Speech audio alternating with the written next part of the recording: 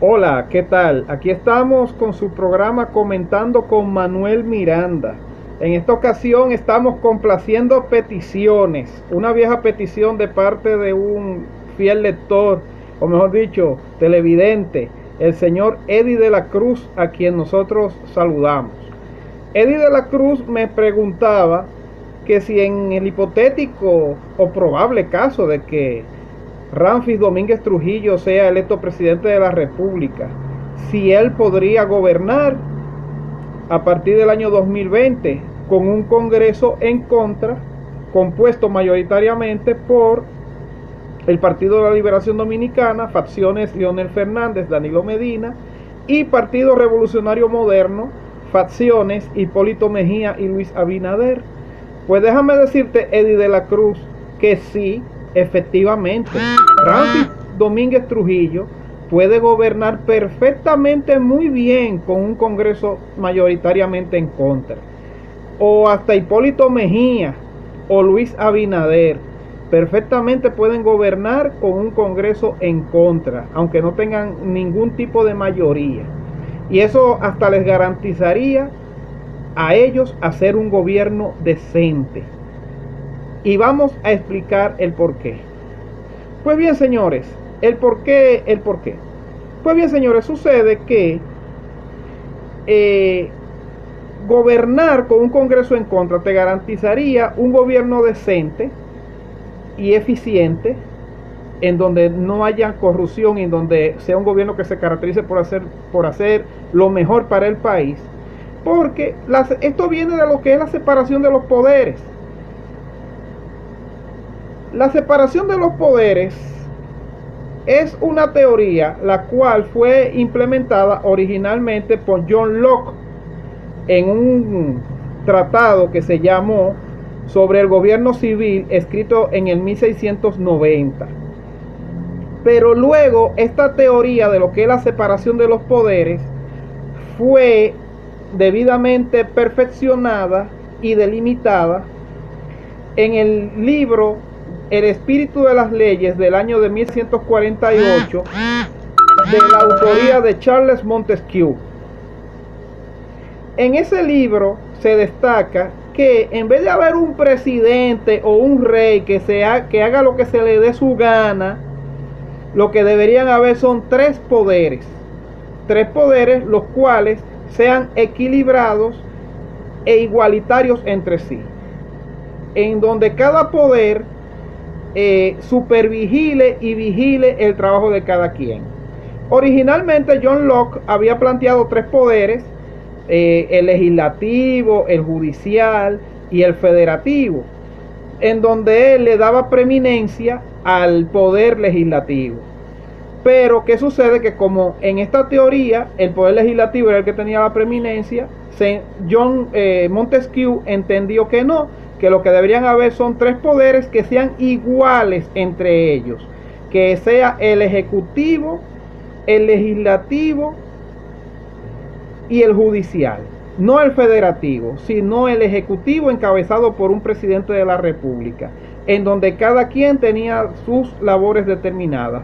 El legislativo para crear leyes, el judicial para juzgar los pleitos entre las personas, y también si una persona cometía algún hecho delictivo que fuese juzgada, y el judicial, el ejecutivo, que se encargara para llevar el día a día de lo que es la administración de la cosa pública. Entonces cada cual se vigila y cada cual propone. No como el rey, que el rey lo era, antes de eso el rey o el emperador lo era todo. Era el juez, era el que hacía las leyes y al mismo tiempo llevaba la administración de la cosa diaria todos los días. Esto trajo como consecuencia que estos gobernantes, que estos emperadores se convirtieran en tiranos. Y de ahí es que viene la fundamentación de la separación o división de los poderes, porque eso es lo que traería como consecuencia mayor libertad entre las personas y mayor dinamismo también. Porque al participar varias personas, unos haciendo leyes, otros juzgando y el otro administrando, iba a haber mayor agilidad que sea una sola persona que lo esté haciendo todo. Pues bien, señores, esta teoría de la separación de los poderes eso tiene varias evoluciones. Eso viene desde cuando el Senado, de la antigua Roma, había un emperador y había un Senado. Posteriormente eso siguió evolucionando en Inglaterra, en donde el rey tenía unos jueces y tenía la Cámara de los Comunes y la Cámara de los Lores. Los comunes vienen siendo los diputados y los lores vienen siendo los senadores. Pero los comunes representando al pueblo y los lores representando a la nobleza. Pero la teoría en tal de división de poderes fue consagrado en la Constitución de los Estados Unidos del año de 1787, en donde James Madison fue la persona que se encargó de consagrar definitivamente este principio de la separación de los poderes, legislativo, ejecutivo y judicial. En el caso de República Dominicana, nosotros adoptamos ese sistema de separación de poderes, pero en teoría, porque antes de eso eran que los Trujillo, que los Báez, que Horacio Vázquez, una serie de caudillos que tenían que 3 poderes del Estado, pero en realidad eran los dueños de todo, hacían y deshacían. Esta teoría de la separación de los poderes, en realidad, fue implementada básicamente en el gobierno constitucional de Juan Bosch de 7 meses en el año de 1963 y también en el gobierno de Antonio Guzmán del año 1978 al 1982 y en el gobierno de Leonel Fernández de 1996 al año 2000. En el caso de Juan Bosch, en el 63, es cierto que el Parlamento era mayoritariamente a su favor, pero Juan Bosch, a pesar de que era así, Juan Bosch respetó la separación de los poderes y aunque eran de su partido, ellos podían ser disidentes y tenían supervigilancia, y por eso fue que ese gobierno fue tan bueno.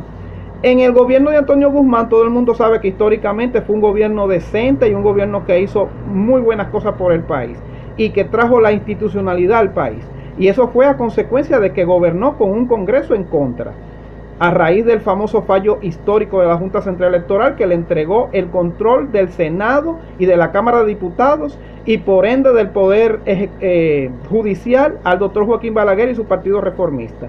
Y a posteriori, en el año 1996-2000, con Leonel Fernández Reina, quien también en ese entonces hizo un gobierno decente que le facilitó nuevamente volver al poder en el año 2004. Porque en ese entonces tuvo un Congreso en contra, encabezado por el Partido Revolucionario Dominicano. Tan es así que hasta le aprobaron a él la reforma y la cosa esa del CORDE y de la capitalización de las empresas públicas. Es decir, señores, que tener un Congreso en contra, eso te facilita a ti tener un gobierno decente, un gobierno que haga las cosas bien, un gobierno que esté vigilado. Y eso haría que un presidente de la República, en vez de imponerse y de hacerse el bravo y esas cosas, y de volverse loco en el gobierno y empiece a robar y hacer y deshacer porque no tiene vigilancia, haría que sus mejores talentos, sus mejores propuestas saldrían a flote. Y más en el caso de Ramfi Trujillo, a quien ya lo están acusando de que va a ser dictador. En el caso de Ramfi Trujillo, hasta le conviene a él promover que su gobierno va a ser tan decente y tan bueno que va a tener un gobierno en contra, un poder legislativo en contra que lo va a estar vigilando. Pues bien, Eddie de la Cruz, esta ha sido mi respuesta en cuanto a tu pregunta, complaciendo peticiones. Bueno, por hoy ha sido nuestro programa, y si les gustó, favor darle clic y compartir con sus amigos.